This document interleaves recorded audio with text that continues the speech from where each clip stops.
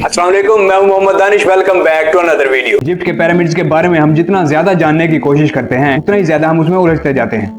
यकीनन इजिप्ट बेशुमार मिस्ट्रीज से भरा पड़ा है जिनको आज तक इजिप्टोलॉजिस्ट जानने की कोशिश कर रहे हैं। सबसे बड़ी मिस्ट्री ये है कि पिरामिड कैसे बनाए गए थे और इनका मकसद क्या था। काफी ज्यादा मेहनत और रिसर्च के बाद ये बताया जाता है कि पिरामिड एंशिएंट इजिप्शियन फेरोज के टॉम्स हुआ करते थे। ये फेरोज इजिप्शियन के लिए किंग से बढ़कर खुदा का दर्जा रखते थे, जिनको पिरामिड्स में ही दफनाया जाता था। लेकिन आज तक इजिप्टोलॉजिस्ट को पिरामिड्स में से किसी एक फेरो की मम्मी भी नहीं मिली और ना ही कोई एविडेंस मिला है। हमारे पास जो एविडेंस है वो ये है कि the great pyramid 23 lakh limestone के ब्लॉक की मदद से बनाया गया था।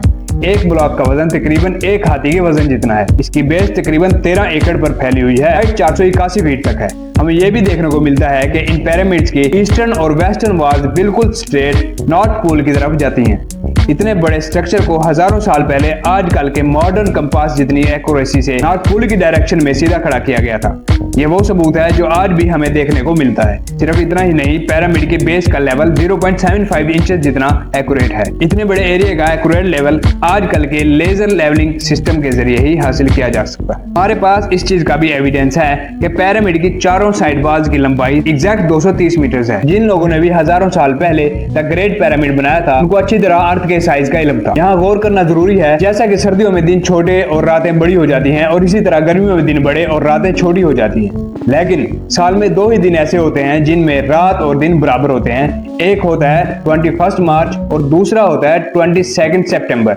इन दोनों दिनों में सूरज इक्वेटर के बिल्कुल सेंटर में होता है। इसको सोलर इक्विनॉक्स कहा जाता है, यानी कि इन 2 डेट्स में 12 घंटे का दिन और 12 घंटे की रात होती है।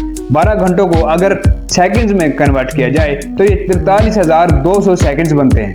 अगर इनको द ग्रेट पिरामिड की हाइट से मल्टीप्लाई किया जाए तो इसका जवाब 6,333 किलोमीटर आता है। ये अर्थ के पोलर रेडियस जितनी लंबाई है, इसी तरह से पिरामिड की बेस का पेरीमीटर जो कि 0.921 किलोमीटर है, इसको अगर 43,200 से मल्टीप्लाई किया जाए तो जवाब 39,804 किलोमीटर आता है, जो कि सर्कमफ्रेंस ऑफ अर्थ के मुकाबले में 99.34% एक्यूरेट है।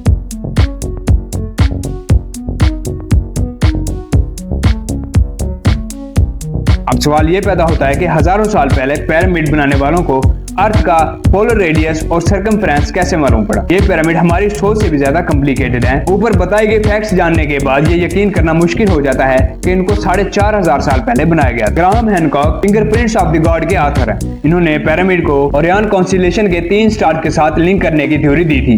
इस थ्योरी के मुताबिक गीजा पिरामिड की पोजीशन ओरियन कॉन्स्टेलेशन के 3 स्टार से एग्जैक्टली मैच करती थी। लेकिन मसला ये है कि ओरियन कॉन्स्टेलेशन के ये स्टार्स पिरामिड की पोजीशन से ना आज मैच करते हैं और ना 4,500 साल पहले मैच करते थे, बल्कि 13,500 साल पहले एग्जैक्टली पिरामिड की पोजीशन से मैच करते थे। इस एविडेंस से तो ये जाहिर होता है कि पिरामिड 11,400 BC में इन स्टार से मैच करके बनाए गए थे। लेकिन उस वक्त एंशिएंट इजिप्ट सिविलाइजेशन के होने का कोई एविडेंस नहीं मिलता। बोस्टन यूनिवर्सिटी के प्रोफेसर रॉबर्ट स्कॉच का कहना है कि गीजा प्लेटो जो कि एक ड्राई जगह है, ये फेरोज के टाइम में भी ड्राई हुआ करती थी। लेकिन लाइमस्टोन से बने 240 फीट बड़े स्फिंक्स पर ये हीरोइन हवा वगैरह से नहीं बने, बल्कि इसमें पानी का बहुत बड़ा किरदार है। ये हीरोइन सिर्फ उस वक्त मुमकिन है जब यहाँ से पानी स्पीड में गुजरा हो। अगर ये स्फिंक्स एंशिएंट इजिप्शियन ने बनाया था तो उसके बाद ये जगह खुश्क ही रही, तो क्या यहाँ इस दौर से पहले पानी तो नहीं था। 9700 BC में हमारी दुनिया से आखिरी आइस एज खत्म हो गई। ग्लेशियर्स पिघल कर पानी बन गए और समंदर का लेवल भी 500 फीट ऊपर बढ़ गया। इस दौरान अच्छा खासा पानी यहाँ से भी गुजरा था जहाँ ये स्फिंक्स मौजूद है। तमाम फैक्ट्स जो पीछे गुजरे हैं हमें ये इशारा देते हैं कि शायद इनको